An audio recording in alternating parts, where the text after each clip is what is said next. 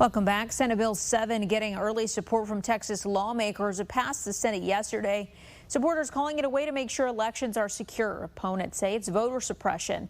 Channel 5's Christian Von Preissing has more. After Senate Bill 7 was approved by the legislature, it still faces scrutiny ahead.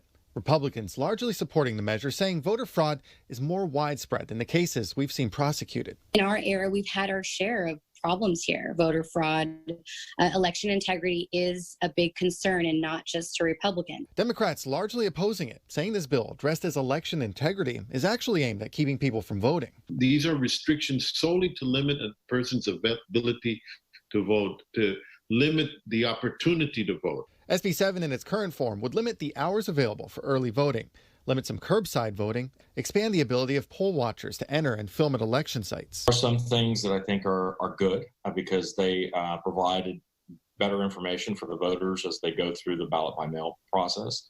But then there's also some things in there that could be procedurally difficult for individuals to comply with.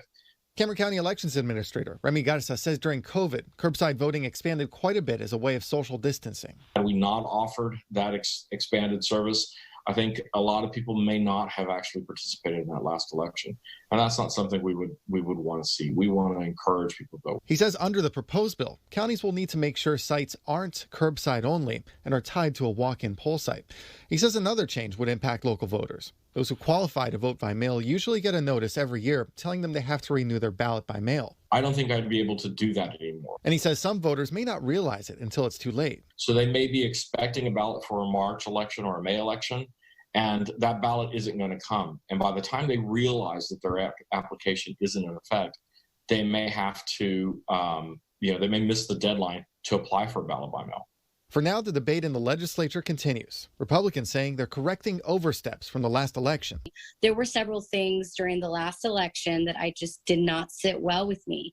And one of those things was the sending a application by mail without somebody requesting it. Officials would no longer be able to send out unsolicited ballots under this bill. Democrats saying this will especially deter Hispanic and Black people from voting. If you walk into a polling place and you already got these preconceived notions of what may happen, and it was hard enough to get you to go vote as it was, when you walk in there and there's somebody following you around with a video camera, that really intimidates you, and that gives you a reason not to want to come back. The bill still needs to be approved by the House, and the language could change during that process, and then the governor has to sign it. Christian Von Preissing, Channel 5 News.